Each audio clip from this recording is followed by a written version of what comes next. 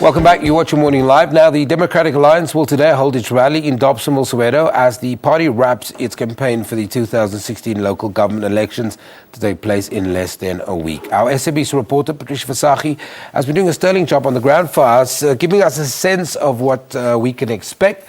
Let's cross to her again this morning. Patricia, good morning.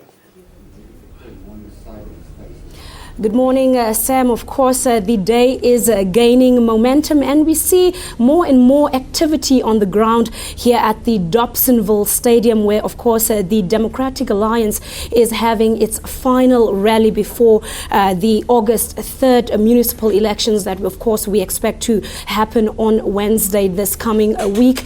And to speak more about some of the strategies that the party put in place during its election campaign in the various provinces, various towns, cities, and of course communities around the country before the elections. We're now joined by Jonathan Merks. He is the party's strategic advisor. Mr. Merks, good morning and thank you so much for joining us on Morning Live. Maybe take us through some of the strategies that the party had to put in place to, of course, get the message out to the masses. Yeah, good morning. Thanks very much for having me.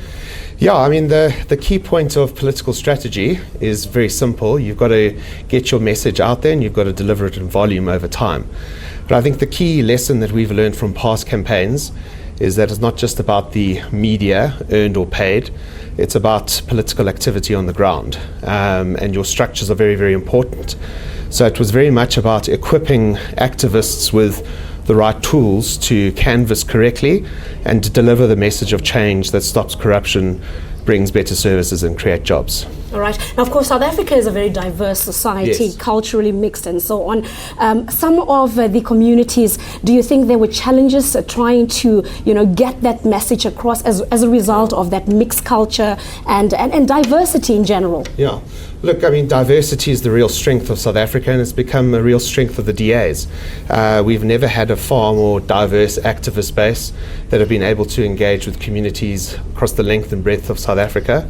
And initial feedback from our canvassing, from some of the polling we've done internally shows that our message has cut through. So we've been able to really engage with a diverse, wide range electorate and get that message out. All right. Now, of course, you're running your last lap and you've brought it to Soweto. It's the biggest township in South Africa. Tell us more about, very briefly, we've run out of time, more about some of the strategies that you have put in place to get the message through right here in this community. Okay, so, well, I think the electorate of Soweto are desperate for change.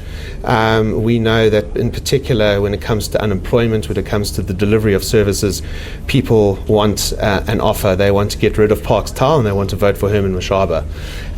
So it's been actually quite simple. It's been a question of us going door to door.